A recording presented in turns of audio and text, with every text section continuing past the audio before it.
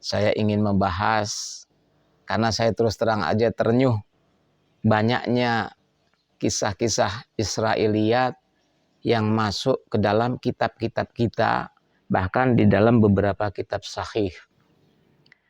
Sayangnya kita ini kalau orang mengkeji Rasulullah Shallallahu Alaihi Wasallam nggak terlalu pusing, tapi kalau yang dikritik imam seperti Imam Bukhari umpamanya, dikritik itu orang ribut. Ini kitab sahih, tidak boleh.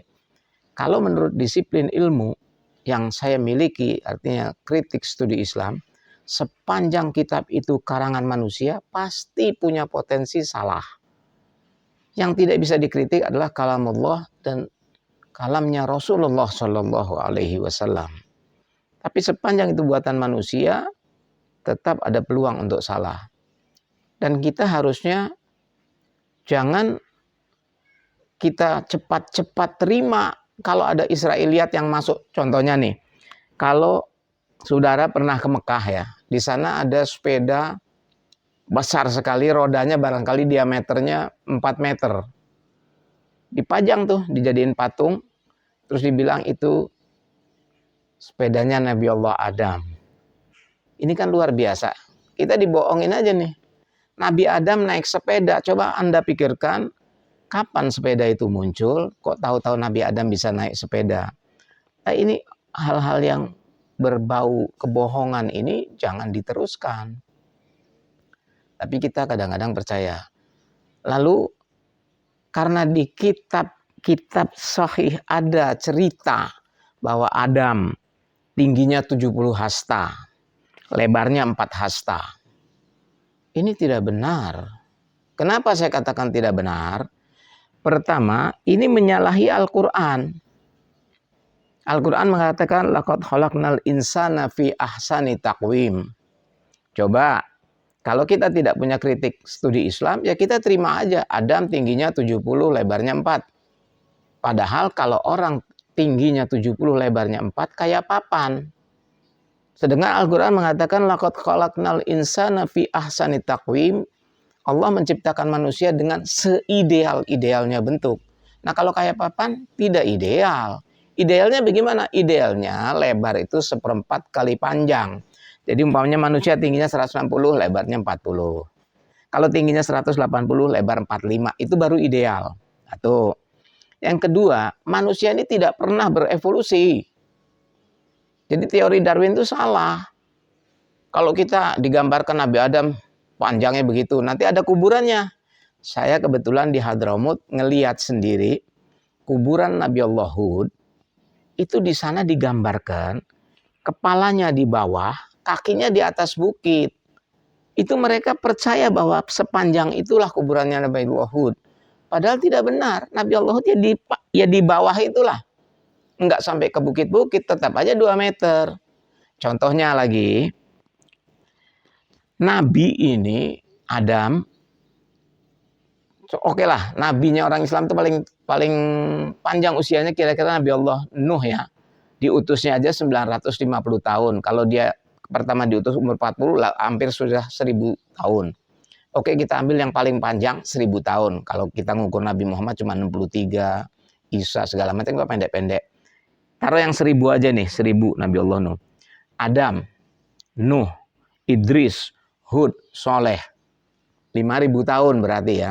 Dari Adam ke Nabi Allah Soleh 5000 tahun. Nabi Allah Soleh kebetulan adanya di Yaman. Kaumnya Nabi Soleh itu dipanggil kaum Thamud. Deketan dengan kaumnya Nabi Allah Hud, Ad wa Thamud. Ad wa Thamud itu di dalam Al-Quran digambarkan orangnya kuat-kuat. Bukan besar-besar ya, kuat-kuat. Saking kuatnya mereka di Quran itu dikatakan yanhituna jibala buyutan aminin. Mereka memahat gunung-gunung dijadikan rumah tinggal. Coba kita bayangkan kalau di Bali orang memahat batu saja bisa berbulan-bulan. Ini gunung dipahat menjadi rumah, ada ruangan tidur, ada ruang tamu. Berarti kan hebat luar biasa. Maka kaum Ad itu sangat sombong karena merasa dirinya kuat. Gitu loh. Dirinya merasa kuat. Nah itu rumah-rumah mereka yang di gunung di pahat itu, tinggi pintunya tidak lebih dari 2 meter. Logikanya kalau orang bikin rumah tingginya 2 meter, tentu tidak mungkin dia masuknya itu merayap. Tentu dia ingin masuk berdiri. Berarti kaumnya Nabi Allah Soleh tidak sampai 2 meter. Nah kalau Adam 70 meter, terus 5.000 tahun kemudian hilang 68 meter. Tentunya dari Nabi Allah Soleh ke Nabi Muhammad 20.000 tahun, harusnya kita tinggal sepontol-pentol korek, kecil-kecil begitu. Tapi kenyataannya kan tidak. Jadi disitulah disiplin ilmu yang mengatakan kritik studi Islam mengetahui bahwa manusia tidak berevolusi. Jadi dari dulu, dari Adam yang nenek kita nih, sampai ke kita ya segini-gini aja. Malah kalau generasi seterusnya itu biasanya lebih tinggi sedikit 1 senti atau apa. Coba perhatikan aja, seorang anak sama bapak pasti tinggi anaknya. Bukan terbalik. Nah itu kira-kira di situ ya. Karena adanya di kitab Sahih, maka kita nggak berani kritik. Kalau saya berani-berani aja, karena memang tidak sesuai dengan Al-Quran. Itu kemasukan namanya. Jadi saudara, kita tidak pernah berevolusi. Adapun ditemukan fosil manusia gede bukan main. Itu manusia bukan yang turunan kita. Jadi Allah Subhanahu wa taala menciptakan makhluk itu malaikat, jin, ins itu manusia.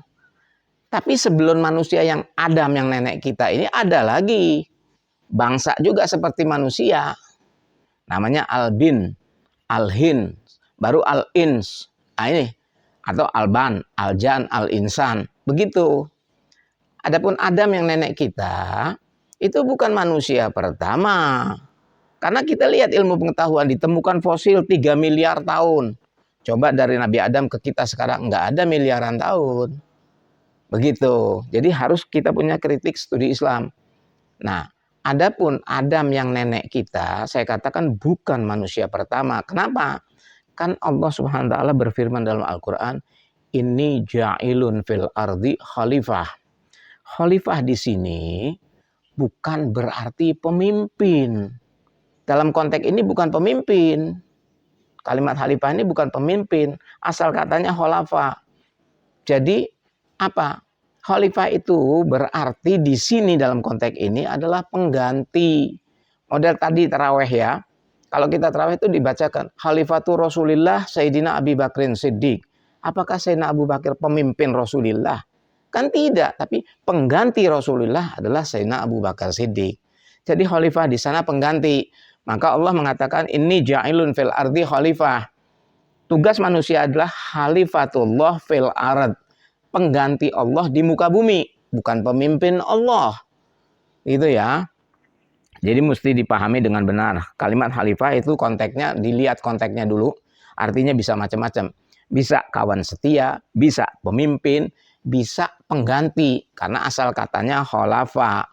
Ikhtilaful laili wan nahar, pergantian antara siang dan malam. Nah, kenapa saya katakan Adam yang nenek kita bukan manusia pertama? Karena ketika Allah mengatakan ini ja'ilun fil ardi khalifah, malaikat bantah. Dibantah oleh malaikat, dikatakan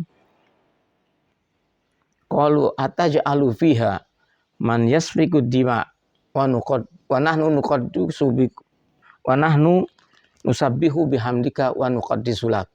Kata malaikat, kenapa kau bikin lagi manusia model begini yang mereka ini kerjaannya merusak di muka bumi dan sering menumpahkan darah? Kenapa kok malaikat bisa tahu? Padahal sifat malaikat adalah tidak pernah tahu kecuali diajarkan oleh Allah atau sudah punya pengalaman melihat. Baru dia bantah itu. Contoh yang kedua, ketika Allah Subhanahu wa taala mengajarkan kepada Adam, fa'allama Adama asma'a kullaha tsumma aradhum 'alal malaikah. Malaikat jawabnya apa? Qalu la subhanaka la ilma lana illa ma 'allamtana. Ketika Allah mengajarkan kepada Adam nama-nama, disuruh malaikat sebutkan nama-nama itu, malaikat menjawab subhanaka la ilma lana illa ma 'allamtana. saya maha suci Engkau ya Allah, aku tidak tahu kecuali Engkau ajarkan. Kenapa giliran penciptaan Adam dia tahu? Karena dia sudah lihat tadi. Dia sudah lihat. Jadi kita, Adam, bukanlah makhluk pertama yang diciptakan Allah. Jadi ada Adam sebelumnya. Maka ditemukan fosil miliaran tahun. Begitu, saudara. Ini yang saya pahamin. Dan inilah menurut kritik studi Islam. Kenapa saya berkepentingan dengan kritik studi Islam? Sedih kalau kita lihat orang Islam sendiri banyak menyalahkan Rasulullah, tapi tidak mau menyalahkan manusia yang bergelar imam tadi. Kalau ada di kitab Bukhari salah, nggak berani, diam. Tapi kalau Rasul disalahkan kok mau? Contoh, saudara pernah lihat kalau orang sholat lupa, terus dia melakukan apa? Sujud sahwi kan? Nah, sujud sahwi sendiri dinisbatkan kepada Rasulullah. Jadi Rasulullah di riwayatnya ini, Rasulullah sholat 4 rakaat duhur, mestinya tahu-tahu 2 rakaat salam. Ditegur oleh para sahabat, ya Rasulullah, apakah engkau qasar? Tidak, aku lupa. Maka jadilah sujud sahwi kalau orang lupa. Lupa rukun ya, lupa rukun, sujud sahwi dilakukan. Itu dinisbatkan Rasulullah lupa. Kita terima itu riwayat sebelum kita mengerti kritik studi Islam. Lalu ada riwayat yang lain, seorang sahabat terkena anak panah. Mau dicabut sakitnya bukan main. Lalu sahabat itu mengatakan, biarkan saya sholat. Setelah dia sholat dicabut nggak kerasa. Hebat nggak sholatnya sahabat ini? Sholatnya sahabat begitu hebat, luar biasa. Kebetulan nama sahabatnya Ali bin Abi Thalib. Nah kalau Ali bin Abi Thalib sholatnya begitu hebat, sampai dicabut anak panah yang menancap di kakinya nggak kerasa, masa Rasulullah sholat 4 rakaat lupa? Ini luar biasa kritik ini. Kita terima dua-dua riwayat itu. Ali bin Abi Thalib sholatnya bagusnya bukan main, Nabi sholat 4 rakaat lupa. Dan kita terima. Ini penghinaan terhadap Rasul. Kenapa? Allah Subhanahu wa taala mengatakan, laqad kana fi Rasulillah uswatun hasanah. Wa innaka la'ala khuluqil azim. Allahu akbar. Ini kita mesti pahami, kita mesti yakini bahwa Rasulullah nggak pernah salah. Lalu bagaimana terjadinya itu sujud sahwi? Kenapa harus bawa Rasulullah? Seorang sahabat lupa sholatnya dalam rokaatnya atau dalam rukunnya. Dia tanya, ya Rasulullah, kalau saya lupa gimana? Sujud sahwi. Selesai. Bukan Nabi yang dikeji. Selesai. Adapun melakukan sujud sahwi itu boleh saja sesudah salam. Dan saya lebih cocok dengan yang sesudah salam. Bukan yang sebelum salam. Kenapa? Kalau sebelum salam kita sujud, berarti kita nambahin rukun. Sujud itu rukun sholat. Tapi kalau dilakukan sesudah salam, kan udah selesai. Itu nggak ada masalah. Saya lebih cocok yang itu. Jadi saudara, banyak sekali Rasulullah itu dikeji seperti itu. Tahu nggak efek sampingnya? Kalau Rasulullah 4 rakaat saja bisa lupa, bagaimana dia menyampaikan 6.000 ayat lebih? Masa iya nggak ada yang lupa? 4 rakaat aja bisa lupa. Padahal Allah sudah ngancam ke kita nih. Laqad kana lakum fi Rasulillah uswatun hasanah wa innaka la'ala khuluqil azim. Al-azim itu sifatnya Allah ditempelkan ke pribadi Nabi, tidak ada kepada nabi yang lain. Satu, al-azim. Yang kedua, bil mu'minina raufur rahim. Terhadap seorang mukmin dia. Raufur Rahim itu sifatnya Allah, nempel di pribadinya Rasulullah sallallahu alaihi wasallam. Jadi jangan main-main, kalau Nabi dikeji saya tidak terima sama sekali. Lalu ada orang yang berani mengatakan Rasulullah kencing berdiri. Rasulullah sholatnya lupa. Dan ada seorang alim, artinya dia pernah mengatakan kepada saya dengan mengatakan ana unas sali unas, melotot dia sama saya. Saya dilupakan untuk menjadi hukum. Maaf Kiai, saya bilang. Kiai minta maaf. Untuk membuat hukum kitab undang-undang hukum pidana yang Indonesia yang buatan Belanda, itu yang membuat hukum tadi, kompilasi hukum-hukumnya, dibuat oleh orang-orang yang arif, bukan orang-orang pikun. Apalagi ini kitabullah. Masa dibuat oleh seorang nabi yang pelupa? Berani dia mengatakan anak unas sali unas. Kan luar biasa ini. Nah itu ma'asyiral muslimin rahimakumullah. Lalu ada lagi mengatakan nabi kencingnya berdiri. Dan orang yang mengatakan kencing berdiri ini pakai bawa dalil. Nabi kencing berdiri karena ada bisul di belakang lututnya. Saudara tahu, seorang nabi tidak boleh dikenakan penyakit-penyakit kotor. Bisul itu kan darah kotor. Tidak boleh ditempelkan kepada nabi. Nabi Muhammad tidak seperti itu. Jadi ini harus kok berani dia bawa hadis-hadis palsu begitu untuk membela pendapatnya. Kencing berdiri di dalam bahasa Indonesia saja, kalau dibilang guru kencing berdiri, murid kencing berlari. Artinya kencing berdiri ini nggak baik. Kenapa ditempelkan ke pribadi Nabi? Sedangkan orang Indonesia saja, guru kencing berdiri, muridnya kencing lari. Atau yang kedua, apa saja yang dibuat oleh Rasulullah, kalau kita kerjakan dapat pahala. Jadi artinya kalau kita kencing berdiri, kita dapat pahala.